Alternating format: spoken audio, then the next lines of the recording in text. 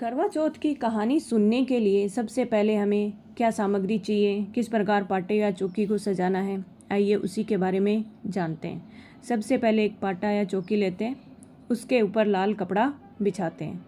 फिर सर्वप्रथम पूजनीय गणेश जी की फ़ोटो या तस्वीर रखते हैं।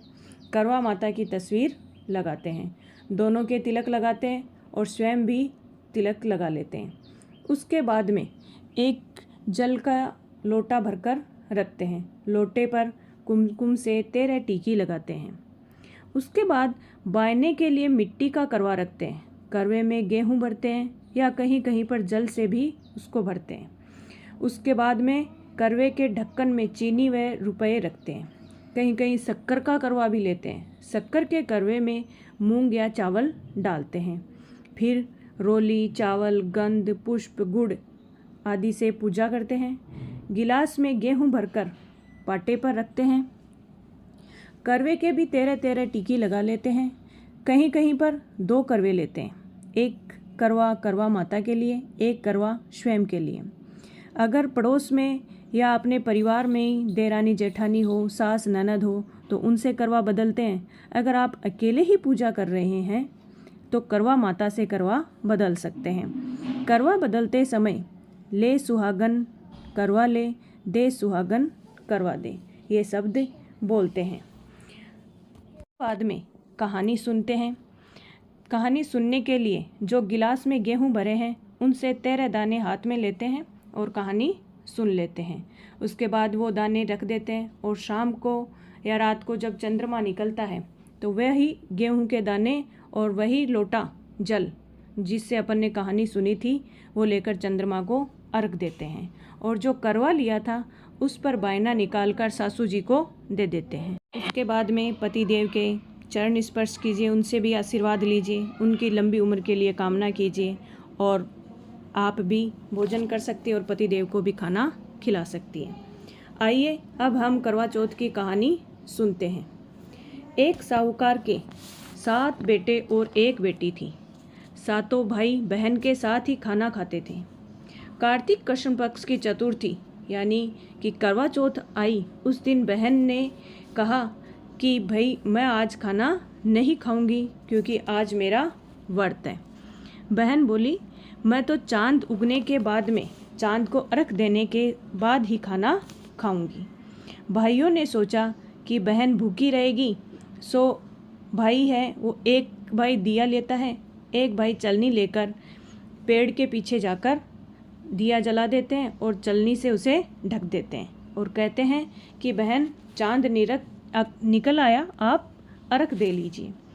बहन भाभियों से आकर कहती है कि चलो भाभियों अर्घ देते हैं। भाभियाँ बोलती हैं बहन या ननद जी आपका ही चांद निकला है, हमारा तो चांद रात को निकलेगा।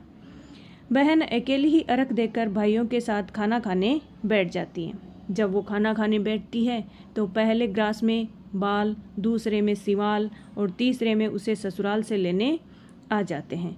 कहते हैं कि इसका पति बहुत बीमार है तो इसको जल्दी भेजो। बहन को भेजने के लिए उसकी माँ उसके लिए 3 बार बक्सा खोलती है, मतलब अपनी बेटी के लिए 3 बार वो बक्सा खोलती है, लेकिन तीनों बार में ही उसके लिए सफ़ेद कपड़ा निकलता है।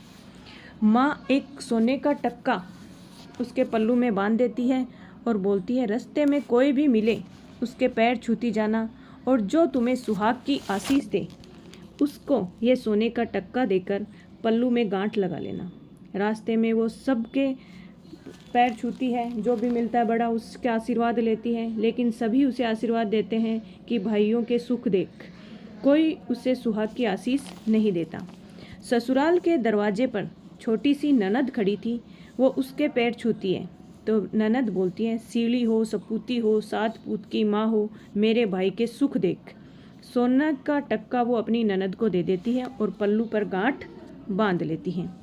अंदर जाती है तो सासू बैठने के लिए उसे पीढ़ा चौकी कुछ भी नहीं देती है।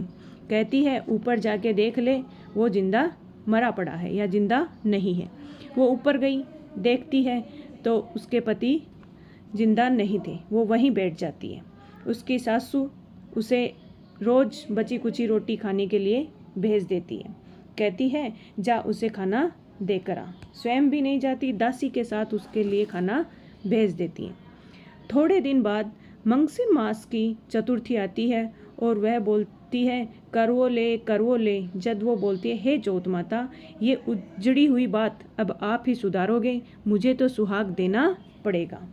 चौथ माता बोलती है कि पौष मास की चतुर्थी मेरे से भी बड़ी है, वो तुम्हें सुहाग देगी।